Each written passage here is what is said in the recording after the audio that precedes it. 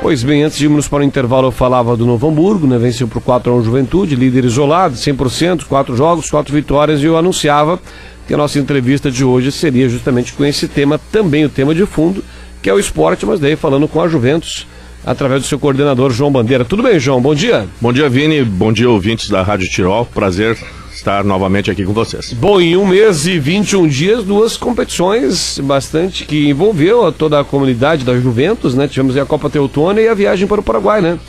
Exatamente. 2017 começou a milhão, né?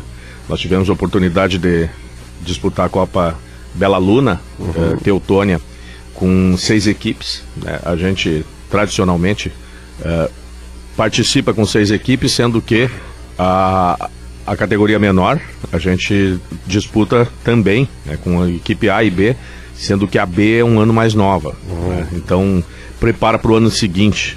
Né? É uma característica nossa, sempre ter uma programação a médio e longo prazo. Então, nós temos inclusive o projeto Iniciar, que categorias que disputam o estadual iniciam aos 10 anos, e a gente tem o pessoal desde os 6 já sendo preparado. Eu ia te perguntar, qual é que é a primeira categoria hoje de ingresso? Na realidade, nós temos meninos com 6, 7, 8 e 9 que fazem parte do projeto Iniciar, que a gente vai garimpando nos núcleos, né? Nós temos os núcleos espalhados por toda a região, onde aquele menino que se destaca vai participar desse projeto específico, aos sábados pela manhã, e já garante a oportunidade de, pelo menos, participar dos treinamentos e, demonstrando potencial, ser chamado para essas equipes competitivas, que aí sim, né? Aí disputam esses campeonatos de início de ano, disputa o estadual, o serrano, enfim, participam de viagens. É essa a metodologia para o máximo aproveitamento do aluno que é prata da casa, né?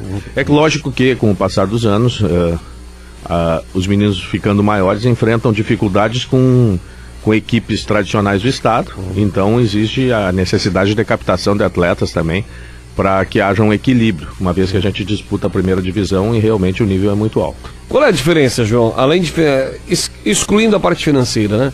Mas qual é a diferença estrutural dessas grandes equipes? Tu citava, penso que grandes equipes continuam sendo Grêmio, Inter, Juventude. Quais outros que dá para citar? São José, né? São os que disputam a Noligaf, é isso? Exato. Qual é a diferença da estrutura? O mercado da região metropolitana oferece mais gurizada, que se filtra melhor, que passa por uma peneira maior, além dessa dificuldade da diferença estrutural financeira, que é óbvia, mas qual é a outra diferença que faz com que essas equipes continuem na vanguarda?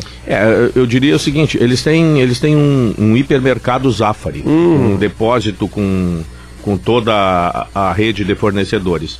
E nós temos uma boutique, né? Nós temos um pubzinho. Nós temos um trabalho bem feito, mas limitado geograficamente e também a nível de quantidade de habitantes. Né?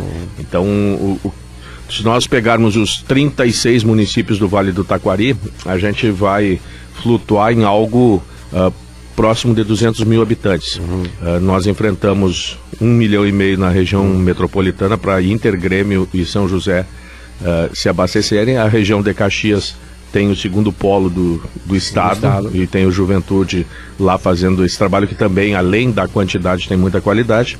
E enfrentamos uma luta desigual, por exemplo, com a região de Santa Maria, que da região central para a fronteira, eles fazem a captação de atletas em São Borja, em São Gabriel, enfim, toda aquela região lá, eles buscam atletas. E nós, além de ser um universo menor na quantidade de alunos, a gente enfrenta uma concorrência ainda de uma cultura um pouco diferente em relação a esses clubes que jogam primeira divisão do Gauchão.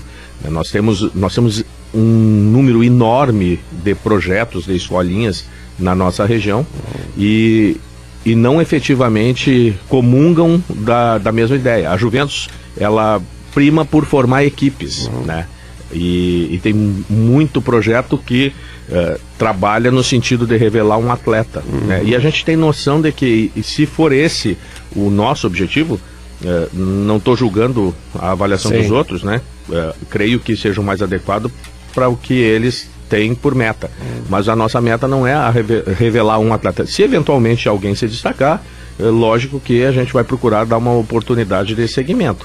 Mas a formação é de equipe. Por isso que nós teríamos que ter, até porque campeonato não se faz com time, né? Se faz com elenco. Temos que ter uma captação um pouco maior, né? Mas está acontecendo justamente em função desse projeto iniciar, que pega os meninos desde uma idade mais reduzida e está funcionando, né? É lógico que nós temos também uma programação nos próximos 3 anos em que nós pretendemos avançar na faixa etária. Sim. Nós temos levas, isso é tradicional, estou há mais de 20 anos à frente de categorias de base, eu sei bem como é que é. Então nós tivemos a última leva cheia que nós tivemos, que dava perspectiva de crescimento, das 6 categorias nós tínhamos meninos nascidos em 99, 98, 97, 96, 95 e 94. Essa é uma geração completamente vencedora, né? Mas depois disso nós tivemos um período de transição e nós temos agora novamente uma retomada, onde nós temos meninos nascidos em 2003, 2004, 2005, 2006, 2007 e 2008, que formam uma geração que está com muito potencial. E a ideia é prolongar a vida dessas categorias. Levar junto com a 2003, conforme for passando o tempo, a gente avança. Esse ano eles são sub-14, a gente avança para o sub-15, avança para o juvenil, e depois só Deus sabe para onde é que avança. As competições continuam, existem também o mercado de competições para essas categorias, João? Com certeza a gente tem condições, a Juventus sempre ela faz o planejamento em cima de orçamento e em cima do potencial do grupo que ele tem trabalhando. Então nós fomos há 2 anos atrás campeões estaduais sub-15 pela Noligaf. E no ano seguinte nós dispensamos essa sub-15. Esses meninos foram aproveitados por Juventude, Lajadense, Aimoré, enfim, uma série de clubes do estado que se abasteceram com os nossos atletas. Nós não tínhamos estrutura para dar sequência. E no outro ano, novamente, nós não investimos na sub-15. Esse ano nós estamos investindo pesado no projeto Iniciar, que seria, ao invés de lançar para frente, resgatar meninos que estão jogando em núcleos e que podem formar as equipes competitivas. Para isso nós contratamos um profissional extremamente qualificado, né, que veio à frente do Internacional por 6 anos, coordenando categoria de base, e que está trabalhando conosco esse ano, justamente com uma meta específica. Arrumar a casa no padrão que a dupla Grenal vem trabalhando, e a partir daí se tentar avançar no sentido de que esses meninos tenham oportunidade de sequência, né? Então eu creio que a 2013 e a 2004 elas vão fazer uma vanguarda para um novo momento da Juventus. E então para isso se investiu um pouco. Se passou muito tempo formando o profissional que trabalha conosco. É a primeira vez que se investe na contratação de um profissional qualificado, que vem com um currículo já muito bem formado e que já está dando retorno, né? Aqui na Copa Teutônia, nós tivemos 2 times que caíram na semifinal para o time que foi campeão. E um deles, inclusive, na fase classificatória, ganhou do campeão, que é o Atlético Paranaense, o laboratório do Atlético Paranaense. E agora lá no Paraguai, da mesma forma, o desempenho foi excelente, né? A viagem foi um aprendizado realmente. Então se está investindo agora em qualidade e a quantidade está aumentando naturalmente. Até em função de mídia social e tudo, que hoje a informação corre muito rápido. Sem dúvida. Bom, João, justamente falando agora dessa viagem, né? Nesse 1 mês e 20 dias, Copa Teutônia e a viagem para o Paraguai, né? A viagem foram com 4 times? Não, 2 times. 2 times, né? 2 times. Mas juntando 2 categorias, me parece? Nós na realidade, nós enfrentamos lá a categoria 2003, foi com um time 2013 e alguns meninos 2004, 4 meninos compondo o grupo. A categoria 2004 foi com o restante dos 2004 e mais 4 meninos, não, 5 meninos 2005 e um 2006. É um menino que se destacou muito durante o ano do Campeonato Estadual, o Bruno Freilich. Ele já compôs esse grupo. Nós somos no total com 36 meninos, 2 equipes com 18 atletas, uma comissão técnica composta de 6 professores. e uma equipe de apoio com 8 adultos. Nós ficamos alojados no CT mesmo, em Encarnação. A equipe dos amigos tem uma bela estrutura, 2 campos no CT, alojamento. Fomos muito bem recebidos pelos paraguaios e aprendemos muito, principalmente nessa questão de aduanas, de passagem de Brasil para Argentina, de Argentina para Paraguai e o retorno inverso, né? A meninada demonstrou que realmente está num nível comportamental acima da média. Foi muito bom, foi um curso de convívio, né? Nós tivemos... Que time de que nacionalidade? Assim, nós tínhamos muitos argentinos e muitos paraguaios. Brasileiros nessas 2 categorias que nós jogamos não tinha. Tinha um time brasileiro que era um misto do pessoal de Passo Fundo, da equipe do Passo Fundo, e o pessoal de Bento Gonçalves, que também enfrentaram sérias dificuldades na passagem da fronteira, inclusive tendo que abrir mão do ônibus para que pegasse transporte da Argentina mesmo, para tranquilizar em relação à fiscalização, porque ela é grande. O pessoal que quiser se aventurar pelo Mercosul esquece a ideia de que não está... que está desburocratizado, porque a burocracia é absurda. A Argentina virou os Estados Unidos da América do Sul. Aqui, não quer deixar ninguém entrar. Eles conseguem agregar características de fiscalização dos Estados Unidos e de arrogância do russo. Né? Eles realmente estão com os mísseis apontados. Né? Eles não fazem a menor questão de demonstrar qualquer tipo de simpatia ou bom senso, e não é em relação ao brasileiro. Né? É geral.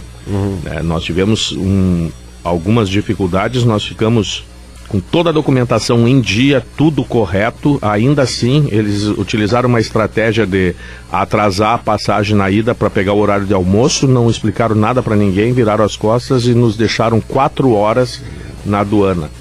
E na volta foi um pouco pior. Na volta foi 5. Isso que temos algo chamado de, que muita gente adora encher a boca para falar do tal do Mercosul, né? Que já nasceu falido e continua falido, literalmente. Bom, João, falando de futebol, que se projeta para o ano de 2017, aí com a Juventus, temos as competições a nível de estado também, né? Que vocês estão planejando para esse ano, que começou com tudo, né? Em 1 mês e 20 dias, 2 competições. Nós temos a partir do dia 1º de abril o início do Gauchão no Ligaf. 1º de abril. 1º de abril. A gente deve estar participando com 5 categorias e nós temos um grupo grande em cada faixa etária. Então, logicamente que nem todos eles são convocados para cada um dos jogos.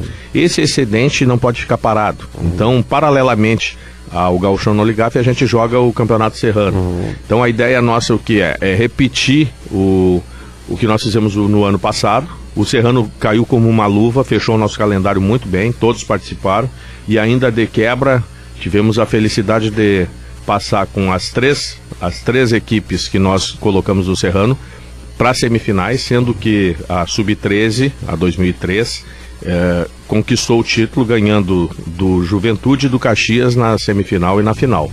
Então, realmente, isso veio premiar o ano. Nós vamos repetir isso, deve começar no final de março a competição. Abril inicia essa parte do Gauchão no Ligaf. Nós temos paralelamente, no primeiro semestre, uma competição de futsal que é regional e internúcleos e alguns convidados. No segundo semestre, os mesmos participantes do primeiro semestre, que será futsal. No segundo é futebol 7, é mini futebol. Nós temos a previsão de talvez no mês de julho, nas férias, participar de um evento do Planeta Bola. E no final do ano, o planejamento deve incluir, além dessa Copa Teutônica tradicional e provavelmente uma volta ao Paraguai para a próxima edição desse torneio Encarnação, nós temos a possibilidade de participar de mais um evento com algumas equipes. Então nós vamos, para a virada do ano, investir um pouquinho mais em participação de eventos, até porque agora nós temos uma estrutura organizacional da Juventus que nos permite planejar com antecedência maior e ver que a coisa funciona. A estrutura mudou mesmo. Sim. É um marco esse ano de 2017 no funcionamento da Juventus. Bacana, bom ouvir isso, porque a gente vê o resultado aparecendo, né? Cada vez que a gurizada entra em campo, que mexe com a comunidade, né, João? Com certeza. É pai, nós temos aqui o Marcos e a Vivi, quanto essas famílias se mobilizam, né? Um tira foto, outro ajuda, é verdade. Outro combina um negócio aqui, combina um negócio ali, mexe com a comunidade. Esse envolvimento acho que é o que mantém boa parte do trabalho de vocês como organizadores, né? Nós temos uma característica um pouco diferente, né? A maioria dos projetos que eu vi nascer ao longo desses anos, ele já saía com a participação dos pais muito efetiva, né? E na realidade os pais, eles se envolvem diretamente com a necessidade do próprio filho. O projeto teria que ter uma visão mais coletiva. Sim. Então durante muitos anos a gente ficou um pouco afastado desse envolvimento direto com os pais. Mas a escolinha passou a ser escola e ela passou a ter um perfil muito nítido. E agora os pais que estão se aproximando, eles estão entendendo e participando dentro do modelo proposto. Sim. Então está muito mais fácil. A viagem para o Paraguai foi um exemplo disso, foi sensacional, né? Bacana. João, obrigado pelas suas informações, por esse bate-papo. Te convido numa próxima oportunidade a continuar com a gente para falar aí sobre as atividades, tá certo? Tenha um bom dia. Muito obrigado, Vinícius, agradeço a oportunidade, um bom dia a todos.